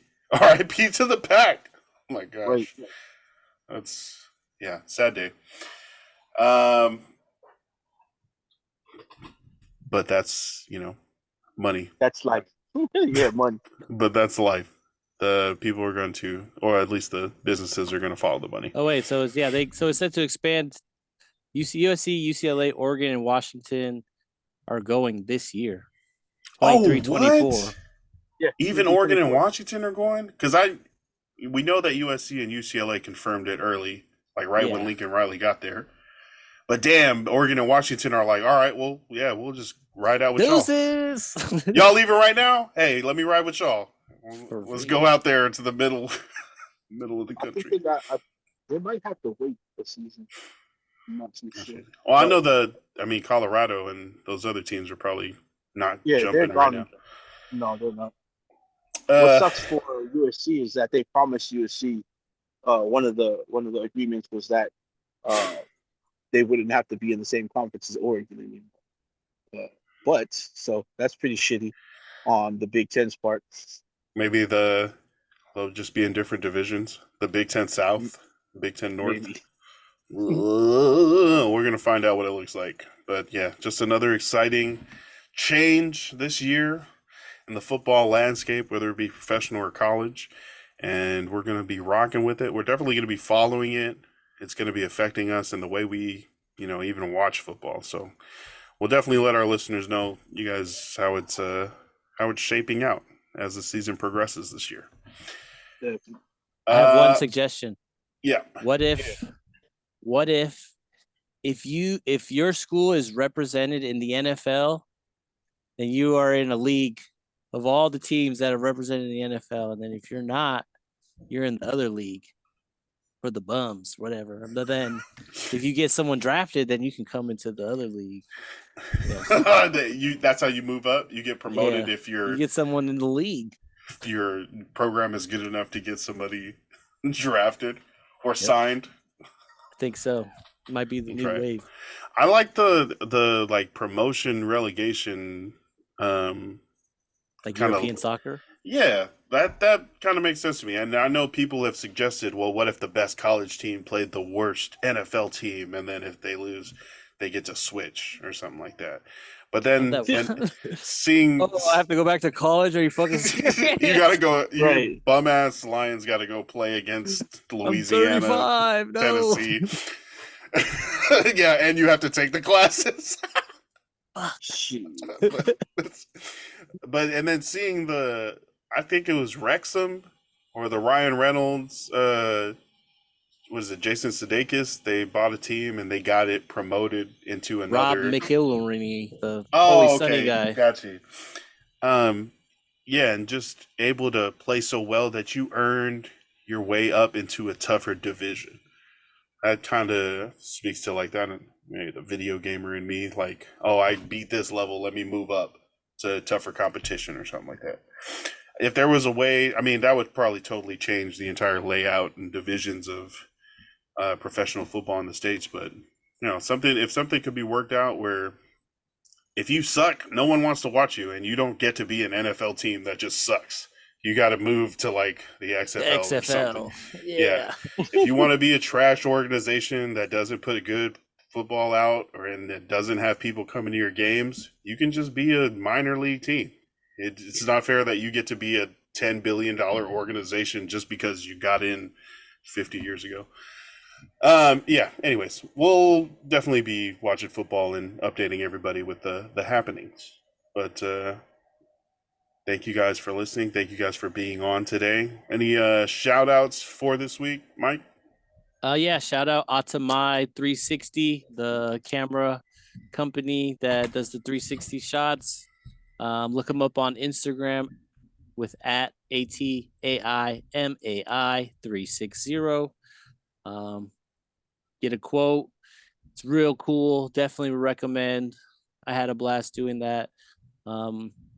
Also, shout out. Did you guys see the motorcycle group that was there? So, funny story. I got like kind of invited to be a part of them, but I was like, I don't have a motorcycle, so I don't think this is gonna work. It might not work. I mean, the mechanic maybe. I'll be at home base. But yeah, they had a little kava session going on too, and they was blasting the weed like it ain't no thing. And I was like, Yeah. yup, Yeah. yup, yup. Yeah. I respect Kava and that. Kush. Kava and Kush. That's a real Uso potion. That's Well, do you know what their name was?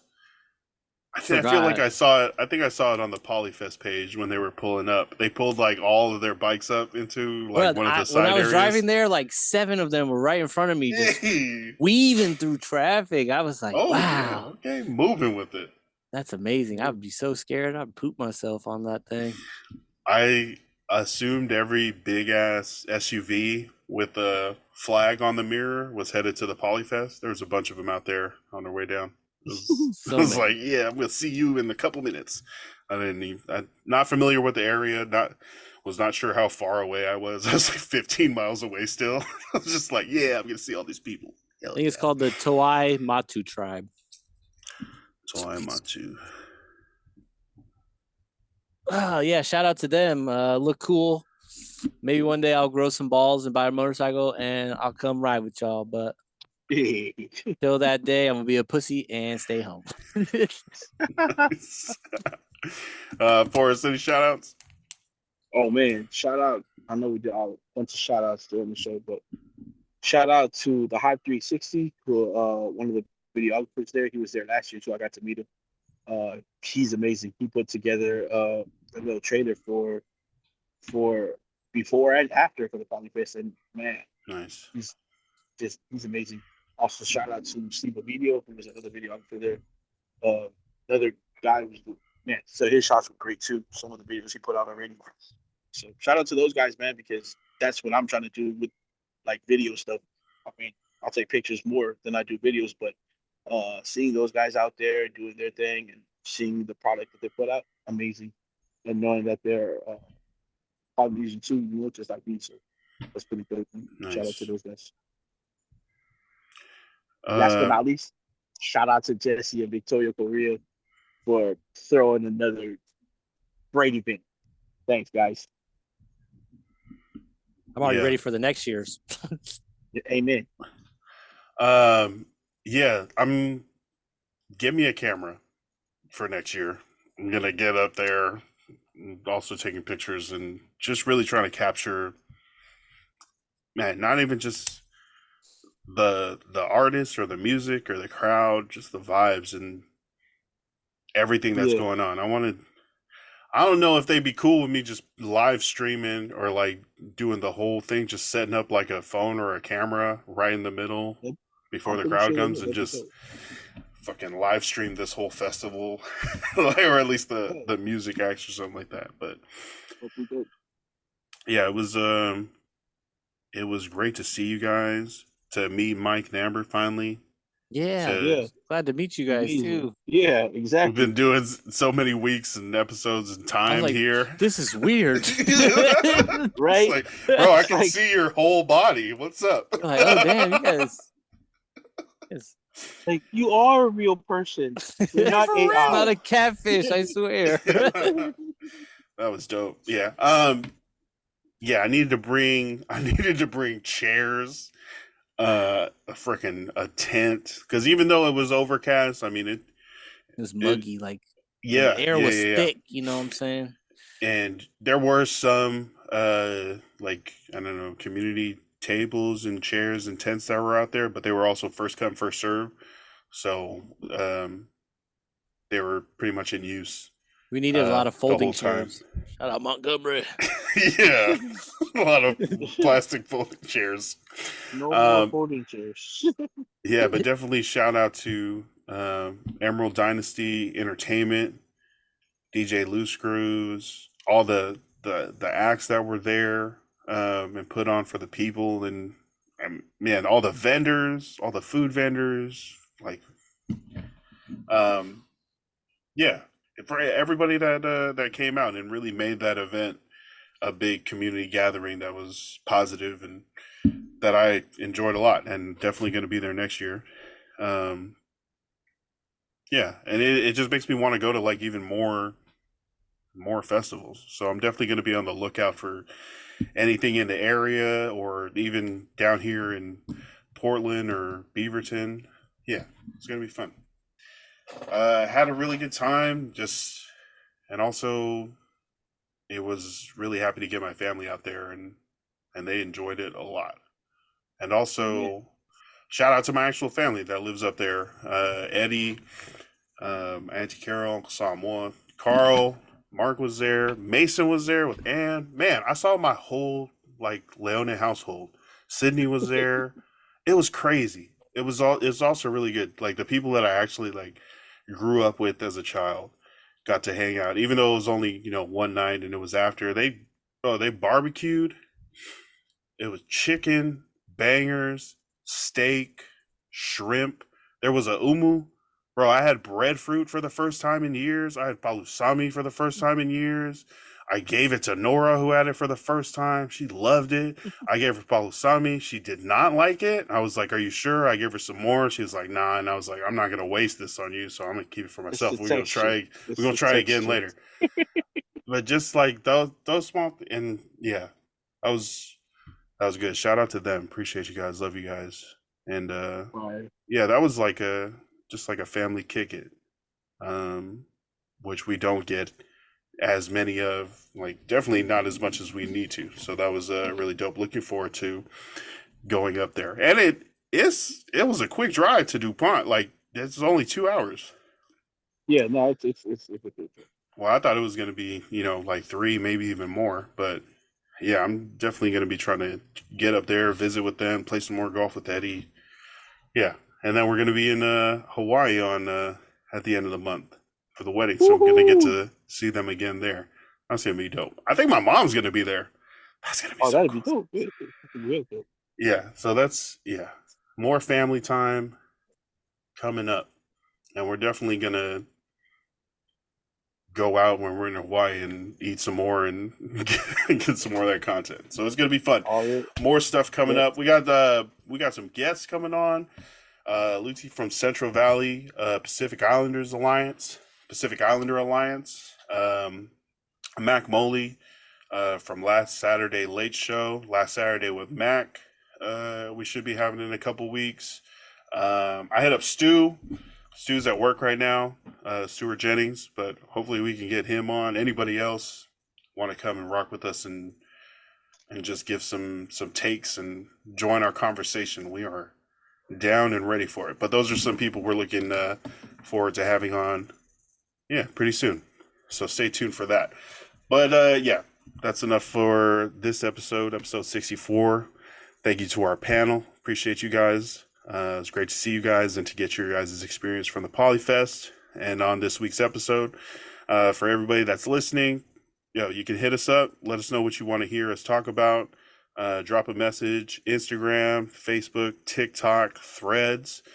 Catch us posting full videos on YouTube. Or you can email us at ballinesian@gmail.com. Yeah, send us whatever you want. Email us a story, what you want us to research, look into, or break down. But that's our show for this week. You guys got anything else? Shout out Chris Paul for inviting my sister to the camp. Hey, Got to nice. kick it with Chris Paul. I was like, oh shit, bro, that was dope. That's dope. And the Jordans. Ooh, I know. I was like, damn, Katie, grab me one. Hey, you're size 14, right? Yeah. Size 14 men's. Come on. Shout out to the ballers out there. And shout out to everybody listening. Appreciate you guys for listening. That is our episode for this week. For Mike Fiso, Forrest Odolau, I am Lance Falitongo. Thank you so much for listening. Stay hydrated, stay blessed, stay ballin'. Love and light. Peace. Yeah. Oh, Gear 5, Forrest? Oh man, I'm trying to get to it. I see One pictures of it. Piece.